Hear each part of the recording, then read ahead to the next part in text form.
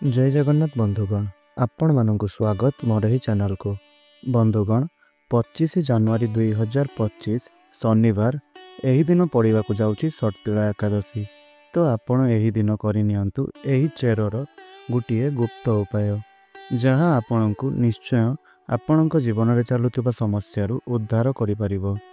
तेबे कौन आपण जीवन में धनजनित कौन समस्या लगी रही कि कौन आपण जेते अधिक रोजगार कले मध्य आपण को टंका अंटू नहीं कि आपणकर चाकरी क्षेत्र में कौन आपण को समस्या देखा जाउछि कि कौन आपण प्रेम जीवन में समस्या आपण को देखा जाउछि कि एहा सहित आपण कौनसी प्रकार बड़ बीमारी रे पीड़ित रही कि कौन आपण करजर मायाजाल रे फसी जाइछंती कि तेबे आपण एही चेरर उपाय को एही सटतिला एकादशी दिन अर्थात 25 जनवरी 2025 शनिवार दिन निश्चय रूप से करंतु।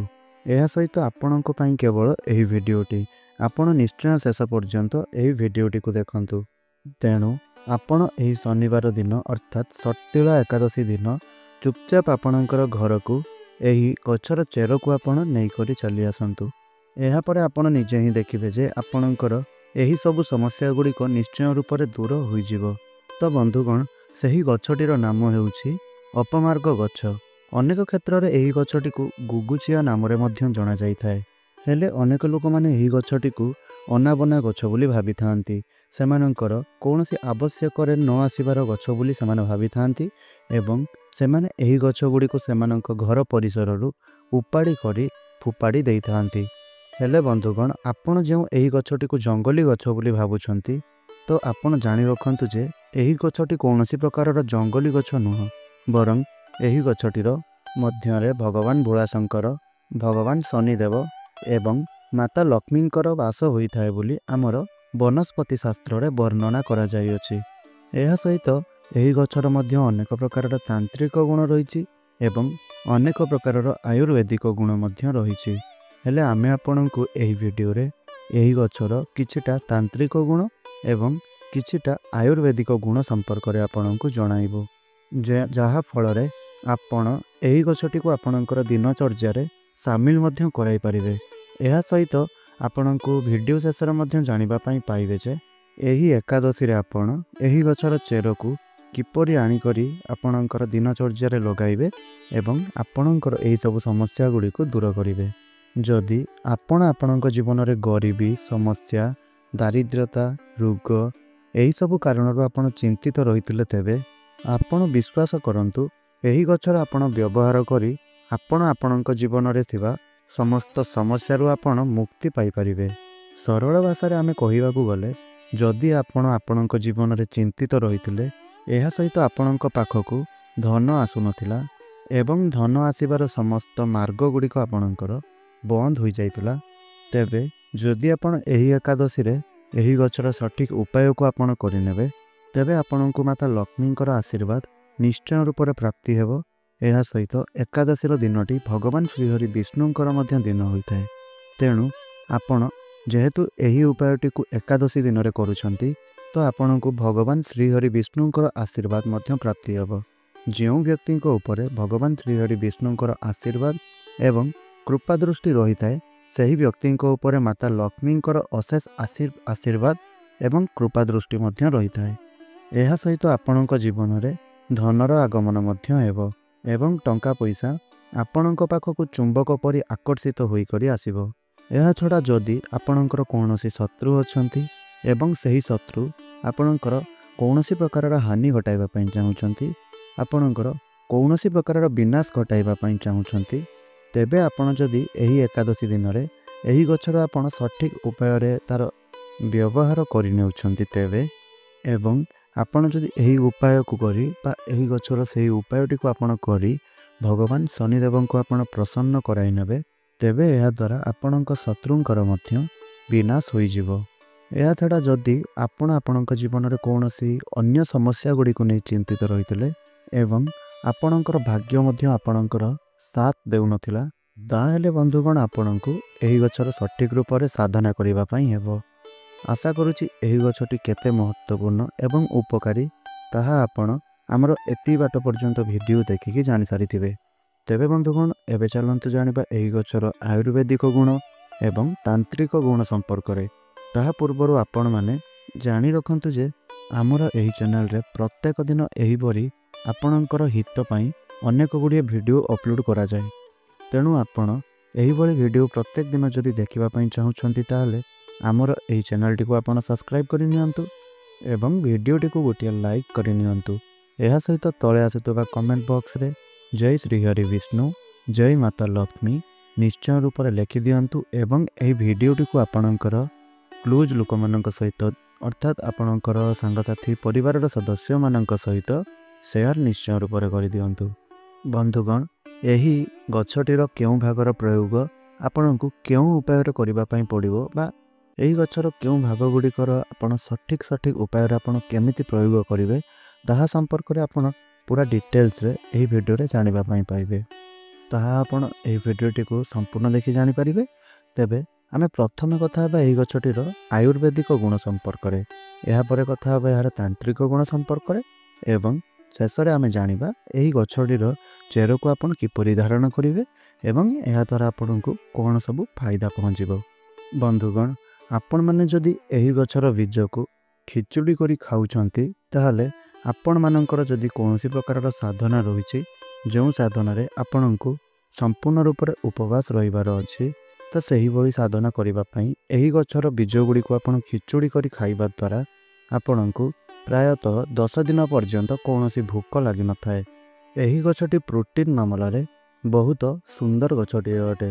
ଏହି କାରଣରୁ ପୂର୍ବ କାଳରେ ପ୍ରାଚୀନ କାଳରେ ସନ୍ଥ ମହାତ୍ମାମାନେ ଋଷି ମୁନିମାନେ ନିଜ ନିକଟରେ ଏହି ଗଛଟିକୁ ରଖୁଥିଲେ। ଏହା ସହିତ ମଧ୍ୟ ଆମ ପୁରାଣରେ ଏହା ଲେଖା ଅଛି ଯେ ଏହି ଗଛ ଏପରି ଏକ ଗଛ ଅଟେ ସେହି ଯେଉଁ ଗଛଟି ଉପରେ ଅମୃତର କିଛି ଟୋପା ବୁନ୍ଦା ପଡ଼ିଯାଇଥିଲା, ଯେଉଁ କାରଣରୁ ଏହାର ମୂଳରେ ମାତା ଗଙ୍ଗାଙ୍କର ବାସ ହୋଇଥାଏ। ଏହି ଗଛର ଆପଣ ବ୍ୟବହାର କରି ଯଦି ଦାନ୍ତ ଘଷୁଛନ୍ତି ତାହେଲେ ଯଦି ଆପଣଙ୍କର ଦାନ୍ତ ମାଢ଼ିରେ ଦରଜ ରହିଛି, ଆପଣଙ୍କର ଦାନ୍ତ ମାଢ଼ିରେ ଫାଇରିଆ ଆପଣଙ୍କୁ ଲାଗୁଛି ହୋଇଛି ବୋଲି, ଆପଣଙ୍କର ଦାନ୍ତ ହଳଦିଆ ପଡ଼ିଯାଉଛି, ଆପଣଙ୍କ ଦାନ୍ତରେ ବ୍ୟାକ୍ଟେରିଆ ଜମି ଯାଇଛନ୍ତି, ତେବେ ଆପଣ ଏହି ଗଛଟିର ସାହାଯ୍ୟରେ ଆପଣଙ୍କର ଦାନ୍ତ ଘଷନ୍ତୁ। ଆପଣ ଏହାପରେ ନିଶ୍ଚୟ ରୂପରେ ଦେଖିବେ ଯେ ଏହିସବୁ ରୋଗ ଗୁଡ଼ିକ ଆପଣଙ୍କର ନିଶ୍ଚୟ ରୂପରେ ଦୂର ହୋଇଯିବ। ଆଉ ଯଦି ଆପଣ ଏହାକୁ ସବୁଦିନ କରିପାରୁନାହାନ୍ତି ତାହେଲେ କମ୍ ସେ କମ୍ ଏହି ଉପାୟଟିକୁ ତ ଆପଣ 1 ମାସ ପର୍ଯ୍ୟନ୍ତ ପ୍ରତ୍ୟେକ ଦିନ କରିବାର ଅଛି। ତାପରେ ହିଁ ଆପଣଙ୍କୁ ଏହି ଉପାୟର ରେଜଲ୍ଟ ଦେଖିବା ପାଇଁ ମିଳିବ। ଆଉ କେତେକ ଲୋକମାନଙ୍କର ଆଣ୍ଠୁ ଗଣ୍ଠିରେ ଦରଜ ହୋଇଥାଏ, ବିନ୍ଧା ହୋଇଥାଏ, ଯେଉଁ କାରଣରୁ ସେମାନେ ଏହି ସମସ୍ୟାରୁ ମୁକ୍ତି ପାଇବା ପାଇଁ ନାନା ପ୍ରକାରର ଔଷଧ ଖାଇଥାନ୍ତି ଏବଂ ନାନା ପ୍ରକାରର ଚିକିତ୍ସା ନେଇଥାନ୍ତି। ତେବେ ଆପଣଙ୍କର ଯଦି ଏହିଭଳି କିଛି ଅସୁବିଧା ରହିଛି ତାହେଲେ ଆପଣ ଆପଣଙ୍କର ଚିକିତ୍ସାରେ ରହିବା ସହିତ ଆପଣଙ୍କର ମେଡ଼ିସିନକୁ କଣ୍ଟିନ୍ୟୁ କରିବା ସହିତ ଆପଣ ଏହି ଗଛଟିର ପ୍ରୟୋଗ ମାତ୍ର ଥରୁଟିଏ ଆପଣ କରିକି ଦେଖନ୍ତୁ। ଆପଣ ଏହି ଗଛଟିକୁ ନେଇ ଆସନ୍ତୁ ଏବଂ ଏହି ଗଛଟିର ମୂଳକୁ ଆପଣ ଖରାରେ ଶୁକାଇ ଦିଅନ୍ତୁ। ଏହାପରେ ଆପଣ ଏହି ଗଛର ମୂଳରେ ପାଉଡ଼ର ପ୍ରସ୍ତୁତ କରିଦିଅନ୍ତୁ। ଏହାପରେ ଆପଣ ସେହି ପାଉଡ଼ରକୁ ସୋରିଷ ତେଲରେ ଗରମ କରି ଆପଣଙ୍କର ଶରୀରର ଯେଉଁଠାରେ ଦରଜ ଅନୁଭବ ହେଉଛି, ଅର୍ଥାତ୍ ଆପଣଙ୍କର ଆଣ୍ଠୁ ଗଣ୍ଠିରେ ଯେଉଁ ଦରଜ ଅନୁଭବ ହେଉଛି, ଆପଣ ସେହି ଜାଗାରେ ମାଲିସ କରନ୍ତୁ। ତେବେ ଯଦି ଆପଣ ଏହି ଉପାୟଟିକୁ 2 ମାସ ପର୍ଯ୍ୟନ୍ତ କରି ନେଉଛନ୍ତି ତେବେ ଆପଣ ଏହା ବିଶ୍ୱାସ କରନ୍ତୁ ଯେ ଆପଣଙ୍କୁ ଏହାର ଭଲ ଫାଇଦା ପ୍ରାପ୍ତି ହେବ। ତ ବନ୍ଧୁଗଣ, ଏହା ତ ଗଲା ଏହି ଗଛର ଆୟୁର୍ବେଦିକ ଗୁଣ ସମ୍ପର୍କରେ। ଏବେ ଆସନ୍ତୁ ଜାଣିବା ଏହି ଗଛର ତାନ୍ତ୍ରିକ ଗୁଣ ସମ୍ପର୍କରେ। ଏହି ଦୁନିଆରେ ଏମିତି ବହୁତ ଲୋକମାନେ ଅଛନ୍ତି ଯେଉଁମାନଙ୍କର ଶତ୍ରୁ ସେମାନଙ୍କର ସବୁବେଳେ ବିନାଶ କରିବା ପାଇଁ ଚାହିଁଥାନ୍ତି। ସେମାନଙ୍କର ଶତ୍ରୁ ସର୍ବଦା ସେମାନଙ୍କର କ୍ଷତି କରିବା ପାଇଁ ଚାହିଁଥାନ୍ତି ଏବଂ ଆପଣଙ୍କର ଶତ୍ରୁ ଯିଏକି ଆପଣଙ୍କର ବେପାରକୁ ବର୍ବାଦ କରିବା ପାଇଁ ଚାହୁଁଛନ୍ତି, ତ ଏହିଭଳି କ୍ଷେତ୍ରରେ ଆପଣଙ୍କୁ କେବଳ ଏତିକି ହିଁ କରିବାର ଅଛି କି ଏହି ଗଛର ଯେଉଁ ବୀଜ ରହିଛି ତାହାକୁ ଆପଣ ଛିଣ୍ଡାଇ କରି ନେଇ ଆସନ୍ତୁ ଏବଂ ଶନିବାର ଦିନ ଆପଣଙ୍କୁ ଏହି ଗଛର ବୀଜକୁ ତୁଳି କରି ଆଣିବାର ଅଛି। ତ ଯେହେତୁ ଏହି ସର୍ତ୍ତିଳା ଏକାଦଶୀ ଶନିବାର ଦିନରେ ପଡ଼ୁଅଛି, ତେଣୁ ଏହି ଉପାୟଟି ଆପଣଙ୍କୁ କରିବା ପାଇଁ ଏକ ସୁବର୍ଣ୍ଣ ସୁଯୋଗ ପଡ଼ୁଛି। ତ ଆପଣ ଏହି ଉପାୟଟିକୁ ନିଶ୍ଚୟ ରୂପରେ କରନ୍ତୁ। ତ ଏହାପରେ ଆପଣ ଏହି ବୀଜ ଗୁଡ଼ିକୁ ଛିଣ୍ଡାଇ କରି ଆଣିବା ପରେ ତାକୁ ନେଇକରି ଏକ ନାଲି ରଙ୍ଗର କପଡ଼ାରେ ବାନ୍ଧି ଦିଅନ୍ତୁ ଆଉ ଯଦି ଆପଣଙ୍କର ଘର ପାଖରେ କୌଣସି ଶନି ମନ୍ଦିର ଅଛି ତାହେଲେ ଏହିସବୁକୁ ନେଇକରି ଶନିଦେବଙ୍କର ମନ୍ଦିରକୁ ଯାଆନ୍ତୁ ଏବଂ ତାଙ୍କର ମୂର୍ତ୍ତି ସମ୍ମୁଖରେ ବସନ୍ତୁ। ଯଦି ଆପଣଙ୍କ ଘର ପାଖରେ କୌଣସି ମନ୍ଦିର ନାହିଁ ତାହେଲେ ଆପଣ ଆପଣଙ୍କର ଠାକୁର ଘରେ ବା ପୂଜା ଘରେ ଯଦି ଶନିଦେବଙ୍କର ଫଟୋ ରଖିଛନ୍ତି ତାହେଲେ ସେଠାରେ ମଧ୍ୟ ଆପଣ ବସିପାରିବେ।